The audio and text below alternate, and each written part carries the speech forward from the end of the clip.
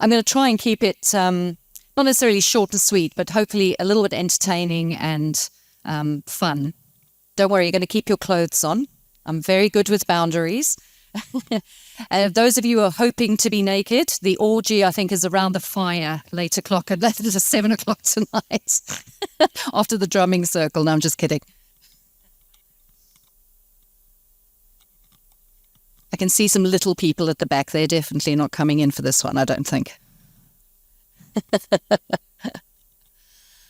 All right, I think we should get going. We should start, because I think all of you have had quite a long day. It's been a day of a lot of consciousness and energy. And has anyone done any healing today? Has anyone... Oh, so you've all had good days. Have you gotten your ticket price worth?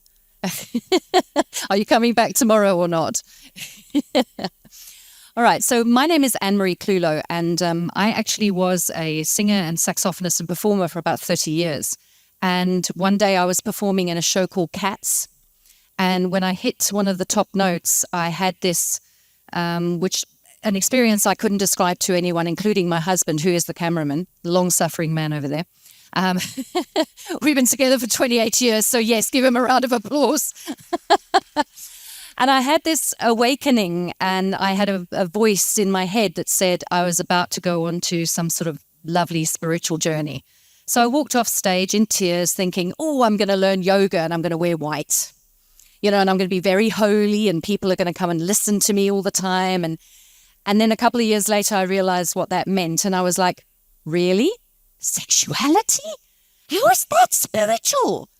Talking about people's genitals. I don't want to do that stuff. I really didn't. But it was a calling, and it kept calling me back. I kept trying to escape, and it kept calling me back until eventually I gave up. And I said, okay, well, if I'm going to teach this stuff, I'm going to teach it in a way that it feels relevant and it's actionable and it's beautiful and it's pleasurable and all of those things. So I've done some Neo-Tantra work, I've done some Tantra work, I've done some Taoist sexual work, worked with the Kundalini, worked with the life force energy, all of those sorts of things. And this is what we're going to talk about today, is what happened to me last year, is I went into hospital to have an emergency hysterectomy. And I'm this person who now I teach intimacy. I've got coaches around the world who teach this work, and I've had a 2-hour orgasm, AWE-gasm. Yes, it can happen, and it's a technique. Thank you, husband, person. You can understand the 28 years now. But the point being that I thought I had it waxed when it came to, well, excuse the pun, but I thought I knew what I was doing when it came to intimacy and amazing pleasure experiences, etc., etc. And then I went into hospital to have this emergency hysterectomy. And while we were in there, I woke up in high care because things had gone wrong during the surgery, not majorly. And my husband came to visit me and said, you didn't wake up in the room you were supposed to wake up in because, there was a problem with your breathing and blah, blah, blah. And of course, I started to panic.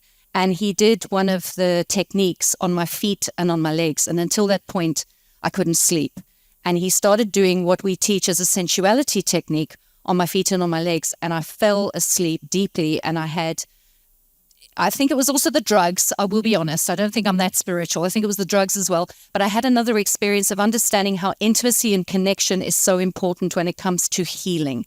So that's with yourself and also with your partner or partners, depending on what your belief system looks like. So what I want to say to you first and foremost is it going to work for me? Yes. There is only one nervous system for pleasure and for pain. This is important to remember because we think that the nervous system for pain is different to the nervous system for pleasure. It isn't. So we need to understand how the nervous system works a little bit so that we can get feedback for healing and for bliss and relaxation.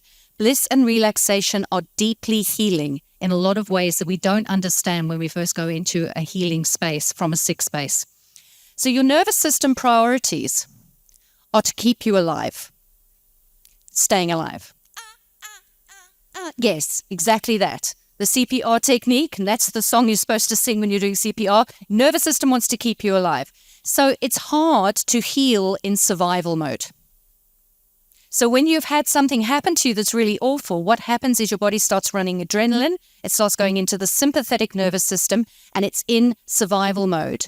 Bliss and relaxation can move you out of survival mode. Survival mode is self-care and we care. So you can see the list here. I'm not going to go through it all because I'm not going to keep you for an hour and a half. But healing and rest is often based in medication to induce rest and restructuring. It's often pain-based. It's not about touch and connection. And also your system shuts down when you're in healing mode. It goes into survival mode and you actually become antisocial. Your body wants to protect you and hermit you. So you have to make a conscious decision to move into a different nervous system to enable more healing. Healing through bliss is healing through oxytocin and human connection. Now, you've all seen Maslow's hierarchy of needs. I don't need to show you that.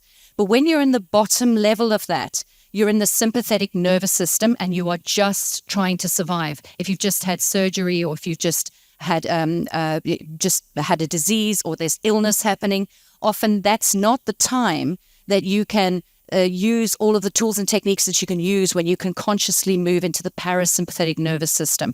You're in the sympathetic nervous system and you're in panic. Your body wants to keep you alive. At the end of the day, we are also mammals. And we have a reptilian brain and an amygdala and all of these things that as spiritual as we want to be, as spiritual as we can be, sometimes we've got to get out of survival mode to be able to become self-aware and to work towards better awareness within our lives, etc. So, keep pointing at the wrong place, don't I? When we're depleted, we go into survival mode. When we're in survival mode, we perceive others as a threat. So when you are needing healing and you're actually needing other people around you, what happens is you tend to become quite antisocial and grumpy. You don't want to see people. You don't want to do peopling. You're in survival mode. And I can see people nodding, so I'm not the only one who becomes a grumpy dragon monster when I'm in those spaces. Self-care, therefore, is we care. Yeah, go on. We've been doing this all day, of course. Now, here we go.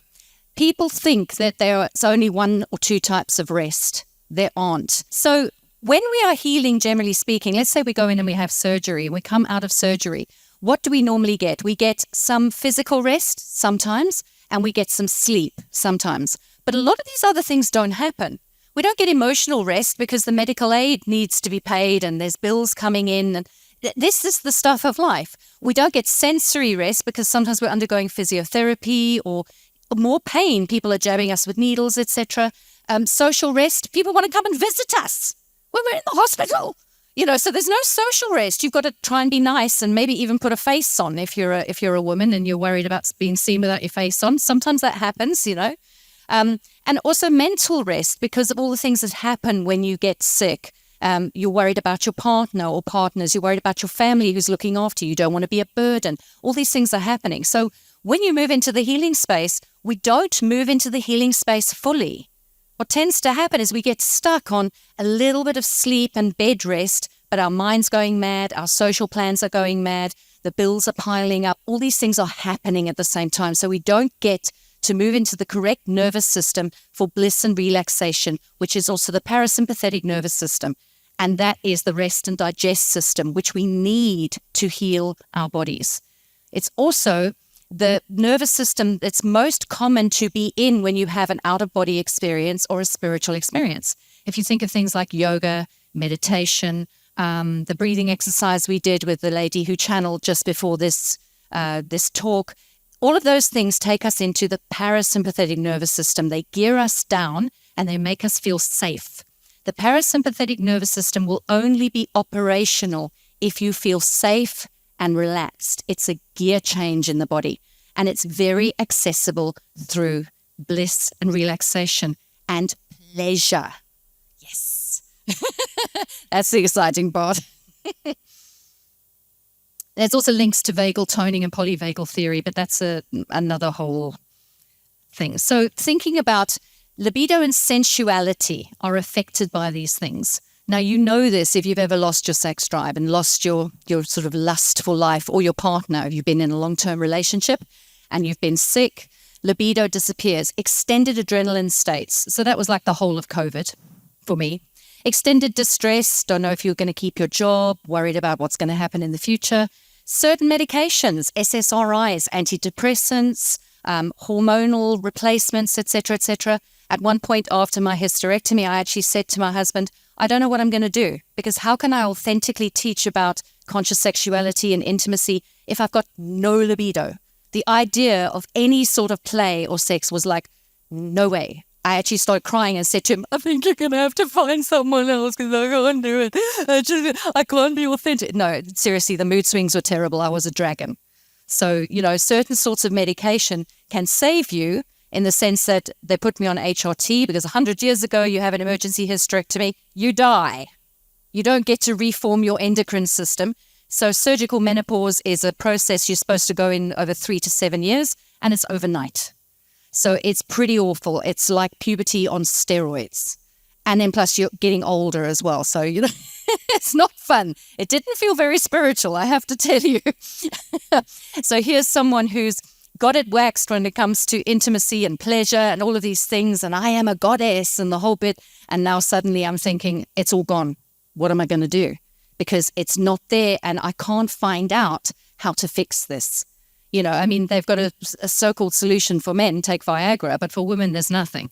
So it's like, how do I get it back?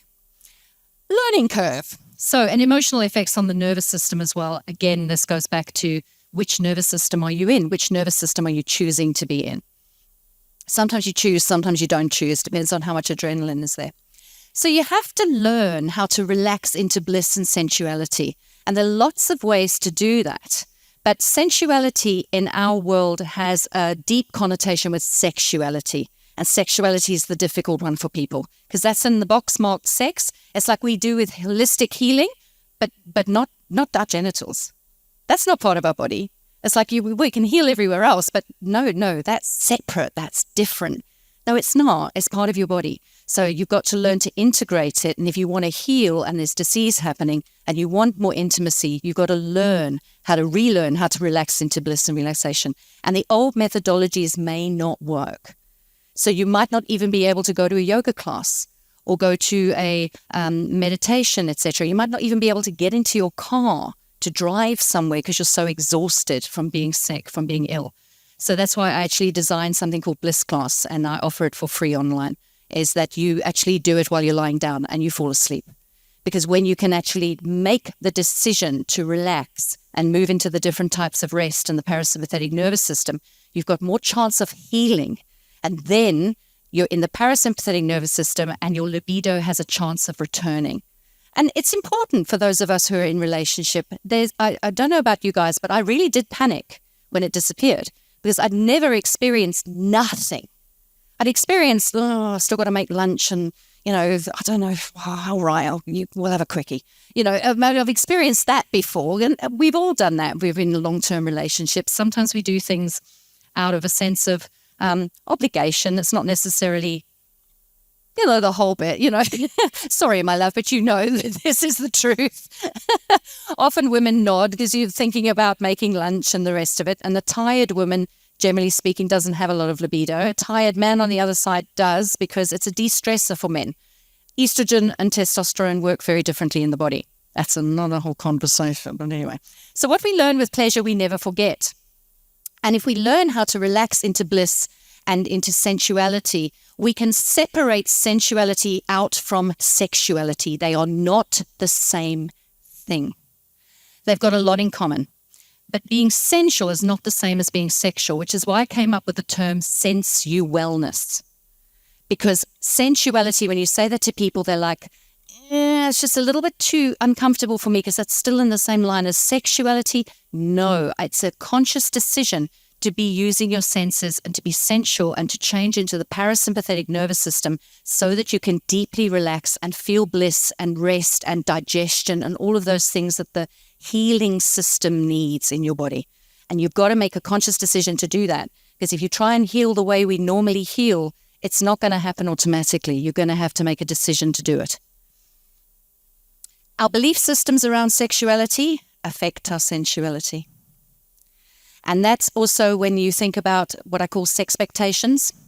So sometimes you want to be sensual, but maybe your partner wants to get jiggy with it. And so they're taking your sensuality and your cuddles and the oxytocin and all of that as a sexual cue to move into lovemaking or into intercourse of some description. And sex expectations are the quickest way to undo sensuality. So that's why I'm talking about sensualness, and that actually starts with you on your own. You can do those exercises on your own to start relaxing into the correct nervous system so that sensuality can become its own thing. It's not always tied to sexuality and to your intimate life. Okay, we don't need to go through all of this, obviously, but this is the wheel of intimacy. There's a dance that happens in your body, and for everybody, it's different. So for some people, they're very sensual, and estrogen tends to make us more colorful in our emotions and more interested in sensual awareness and relaxation. Often for women, it takes them 27 minutes to get into the right state to have multiple orgasms or to even have pleasure peaks. 27 minutes, unless you know the Taoist shortcuts. There are shortcuts, which is good news for anyone who wants to learn them. But 27 minutes. Now, when you've been in a relationship a long time, 27 minutes is a long time. I can hear some laughter going on here, so we definitely is going, yes, it is a long time. No, but it is. We run differently. Men tend to run a lot more fire yang energy. Women tend to run a lot more yin of the slower energy. And you can see in this wheel, there's a dance. So for me, what feels very yin and very relaxed may not be the same as what you feel. But it's your balance and my balance. So you just got to find the balance. And we polarize sexuality because we put sexuality all into the fire stuff, all into, feeling turned on, feeling aroused, all of those things. Arousal in the nervous system doesn't actually mean sexual arousal. It just means that the nervous system is working. And sometimes that means adrenaline and blood flow and actually shutting down certain areas of your body. So we want to arouse the nervous system in a yin way, which is a deeply relaxed way, not a yang way, which is a contractive way. And there are different sorts of orgasms you can have as well, because a contractive orgasm is, generally speaking, a friction-based orgasm. We can mostly figure it out. There's plenty of material online to help you figure that out if you haven't gotten it right yet. And that's also consistent with fertility and being young, etc. The way we make love and have intimacy in our 20s is not the way we can make love and have intimacy in our 30s and beyond.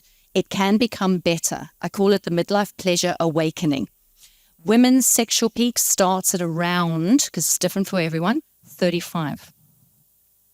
So this thing of as you grow older, you're just not going to have an intimate life, it's nonsense. It's what the media wants to sell you, but it's not true. So those are just things that you can see what the sympathetic nervous system is using and what the parasympathetic nervous system is using. And obviously, they're not completely separate. There is a dance going on all the time between the inhale and the exhale, which nervous system you're in. But when you're in the parasympathetic nervous system, most spiritual experiences happen there. Think about the things that make you deeply aware, deeply relaxed. Those are the things that you're doing. You're in the parasympathetic nervous system. You can actually feel the gear change. And that is where self-awareness and that becomes possible. And you can use pleasure to access those states. So we were speaking a little bit about contractive and expansive pleasure. Again, this is the dance that happens between the two. So contractive is your adrenaline and new relationship energy, feeling very turned on, that fire. And it's delicious. It's not wrong, but it's one experience. So when you have the expansive experiences, this often happens in midlife because you've got the time. And you can also be used beyond sexual pleasure. So my husband rubbing my feet in the hospital and then I fell asleep was a huge awakening for me. I was thinking he's using a technique we use for intimacy and it's sending me to sleep. And that's what made me start thinking about healing and our approach to healing and intimacy and how we can be laying hands upon one another to help heal as well. And we need different sorts of rest and choosing which nervous system we want to be in. Okay. There we go. Why sensual relaxation is different. It's not the same as generalized relaxation. It's a somatic experience. It takes priority in the body. Now, we like to do, I'm going to speak for myself here. If I could do everything in my brain, I would. it's so ironic considering what I do for a living, because I like to do things in my brain where I can make sense of things. But sometimes the innate intelligence of the body has to make sense of it for you. So you've got to have a somatic experience while you're here being in this form that you've incarnated in. Sometimes we have to work with it, not against it, not try and do everything from the heart up, but include everything, including the innate intelligence and wisdom of the body and how we receive pleasure and conscious touch. Conscious touch is very much a sensual experience. It's part of sensualness, but it's not necessarily sexual, but it's still intimate. One of the most intimate experiences I ever had was when he rubbed my feet in the hospital and I fell asleep because I felt so vulnerable. So that was incredibly intimate. But was it sexual? No, not at all. And that's my husband put all the funny memes in.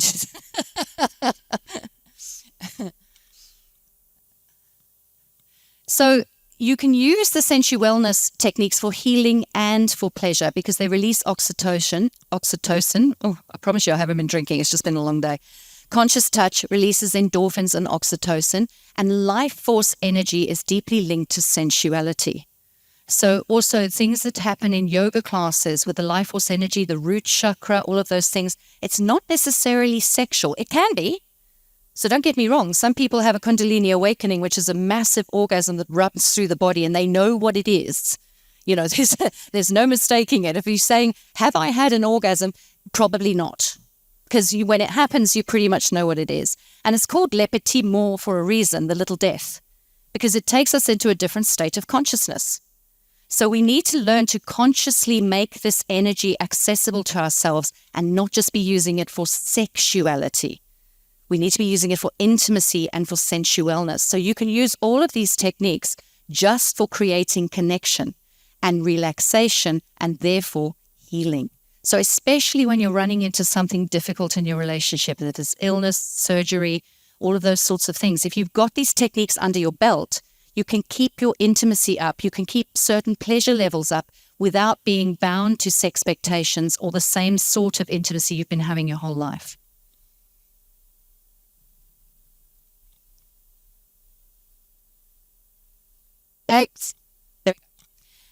I'm sure you've seen this one, so I'm not going to go completely through it. Oh, there we go. I'll have to go back one. But the illiterate of the 21st century will not be those who cannot read and write, but those who cannot learn, unlearn, and relearn. And this is happening faster and faster and faster in our world at the moment. Because we can't stick with what we always knew and do what we always did, because then we get what we've always gotten. So sometimes we've got to let go of things that are very difficult. And sexuality is hugely difficult for most people. Even just to talk about it is really difficult. But often when people find out what I do for a living, they're like, oh, can I talk to you? But not in front of those people. Let's just go over here. Because they've all got questions and they all want to know things. And we have very few spaces where we can talk about this stuff just openly as a discussion of the body as a holistic being. Did it go back to the monkeys? No. Didn't go back to the monkeys. Let's see if it goes back to the monkeys. There we go. So this is just an experiment that they've done, and this is what we do as humans. We're just monkeys with anxiety sometimes. And we all, people who are attending this festival, we're people who want to have something different in our consciousness and our awareness and our spirituality and all of those things. And sometimes we forget that we're also mammals. We've got to work with our nervous system. There is only one nervous system. So we need to choose consciously what part of the nervous system we want to be in. And we can use various techniques to get there. But if we carry on doing what the parents and the authorities have taught us and not looking to eat the bananas, because the bananas get you sprayed with water. I mean, you think about your teachings that you've had at school or from your parents. Very few people get teachings about pleasure and connection and intimate relations being a beautiful thing. Most people have said, don't get pregnant and you'll catch some terrible disease and die. It's very negative. It's not about this beautiful connection and play that we can have as adults. As long as there are certain boundaries put in place and your belief systems are respected, your intimacy is your form of play as an adult. It's your way to find joy and laughter and fun. And we laugh a lot. I think it's because I'm funny, but, I think my husband would disagree. But the point being that we need to change how we're thinking about intimacy And also during places of illness and disease, if we don't change our approach to intimacy, it can become very difficult within a partnership or within a relationship. We can lose our relationship sometimes because we do all have needs as well. I'm not saying that having sex is a need, but fertility and shelter and food and water is considered a human need under the Maslow's hierarchy of needs. And I know there are some people in the world who are asexual, but most of us respond well to conscious touch at the very least and to sensuality, not necessarily actually reproducing, but sensuality and being connected to other human beings. And we're all so terrified of it, especially men. Because for men, most of their conscious touch comes through their sexual partner. They don't get a lot of conscious touch when it doesn't come to actually having sex with someone or it being an invitation to go further down the intimate path with someone. So I want to leave you with those thoughts of thinking about, your intimacy and what your needs are. And when you move into a place of difficulty, which often happens midlife, don't waste a great crisis. A crisis is a moment of opportunity if you choose to use it. So those are the thoughts I'm leaving you with. The nervous system is the same. Sexuality and sensuality are not the same thing. And if you learn sensuality and sensual wellness techniques, you can use them in your healing, in your intimacy, in your partnership, and in your life. It's not just stuff about sex. It's about everything. Let's integrate it. Let's put it together and have a lot more pleasure and play in the world. And that was my talk for today, people. Thank you very much.